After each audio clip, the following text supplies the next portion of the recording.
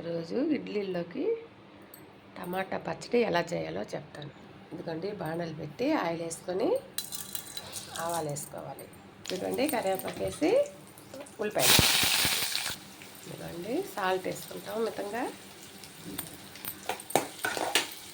ఇదిగోండి ఆవాలు, జీలకర్ర,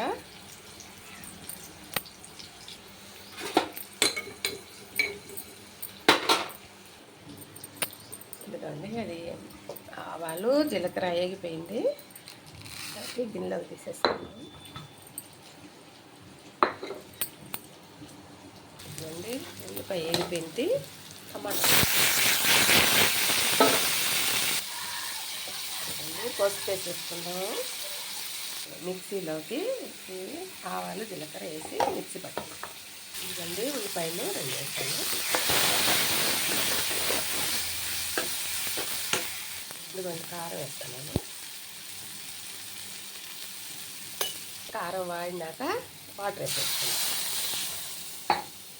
ఇదిగోండి కూర ఉడుకుతా ఉంది. టమాటా పచ్చడి ఇప్పుడు మిక్సీ వేసుకుందామండి. మిక్సీ వేసుకొని ఇదిగోండి కూర ఉడికేసింది. కొత్తిమీర వేసాను.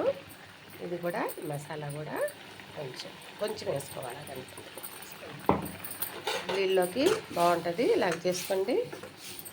ఇడ్లీలో కానీ దోశల్లో కానీ బాగుంటుంది. ఎందుకండి కూర అయిపోయింది. స్టవ్ కట్టేస్తున్నాను.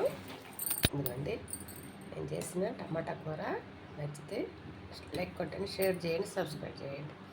నా వీడియోని ఆపేవాకండి ఫ్రెండ్. చూడండి. నమస్తే.